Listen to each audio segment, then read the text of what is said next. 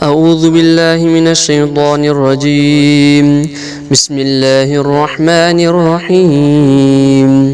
قل أعوذ برب الفلق من شر ما خلق ومن شر غاسق إذا وقب ومن شر النفاثات في العقد ومن شر حاسد إذا حسد.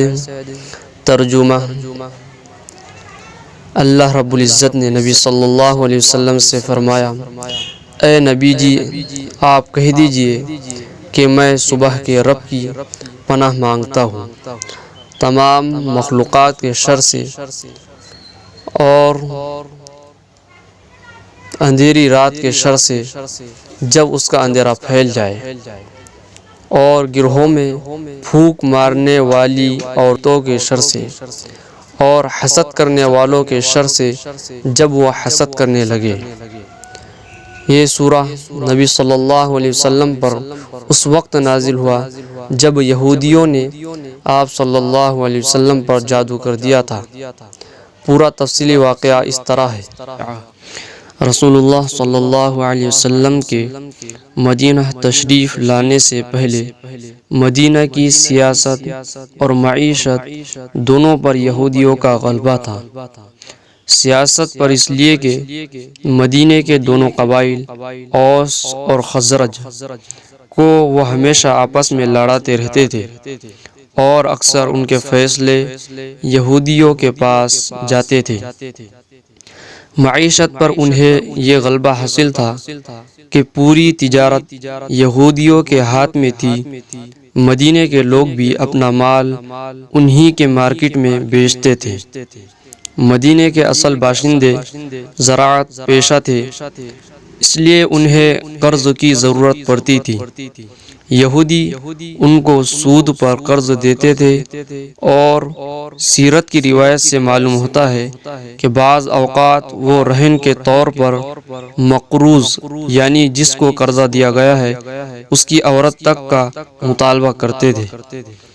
سیاسی اور معاشی صورتحال کے علاوہ مذہبی اعتبار سے بھی مدینہ کے لوگ انہیں اپنے آپ سے فائق سمجھتے تھے، اس لیے بعض اوقات ماں باپ نظر مانتے تھے کہ اگر میرا بیٹا زندہ رہ گیا تو میں اسے یہودی بنا دوں گا۔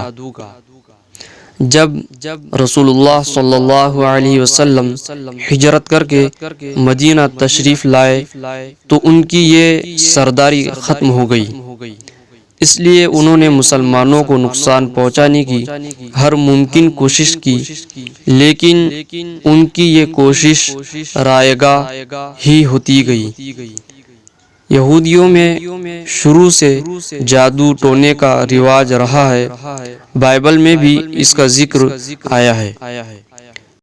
اس زمانے میں بنو زریق کا ایک شخص لبید ابن اعصم جادوگر کے حیثیت سے مشہور تھا۔ اگرچہ یہ قبیلہ اہل مدینہ کا تھا، لیکن قبیلے کے بعض لوگ یہودی ہو گئے تھے، انہی میں لبید بھی تھا۔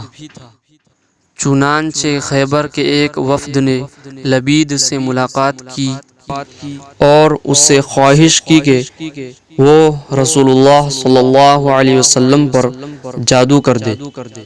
یہ اس وقت کا واقعہ ہے جب صلح حدیبیہ ہو چکی تھی اور اسلام اور مسلمانوں کے خلاف یہودیوں کے سارے حربے ناکام ہو چکے تھے۔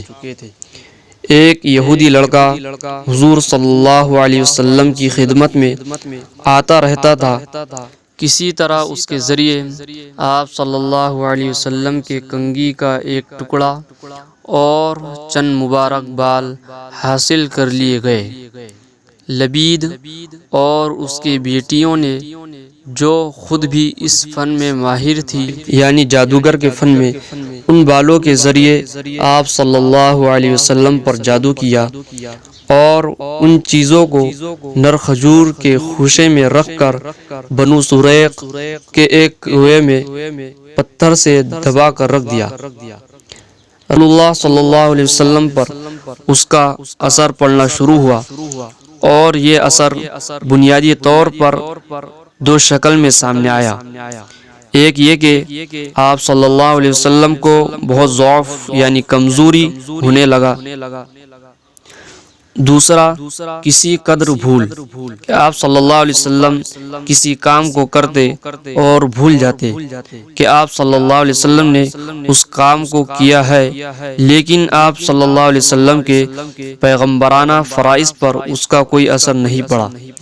پھر ایک دن آپ صلی اللہ علیہ وسلم نے خواب میں دیکھا کہ آپ صلی اللہ علیہ وسلم کے سرہانے اور پاؤں کی طرف ایک ایک آدمی بیٹھ گیا اور وہ آپس میں بات کرنے لگے۔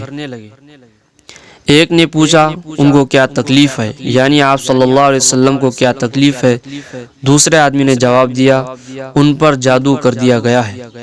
پھر ایک نے پوچھا کس نے کیا ہے؟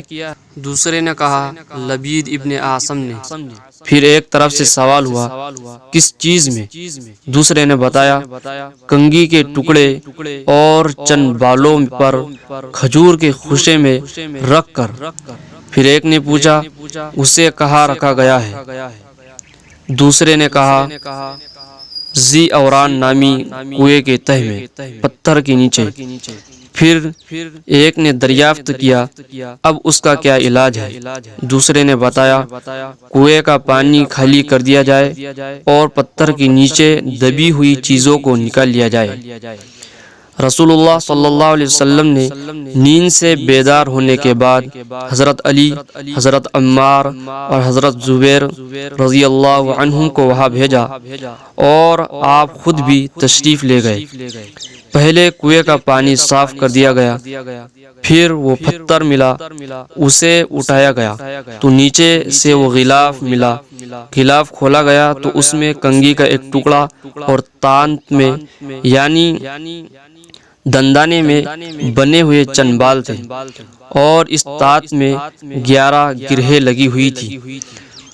اسی وقت حضرت جبرائیل علیہ السلام سورہ فلق اور سورہ ناس لے کر نازل ہوئے اور عرض کیا آپ صلی اللہ علیہ وسلم ایک ایک آیت پڑھتے جائے، ایک ایک گرہ کھولتے جائے اور ایک ایک سوئی نکالتے جائے۔ اس طرح 11 گرہیں کھل گئی اور جادو کا اثر ختم ہو گیا۔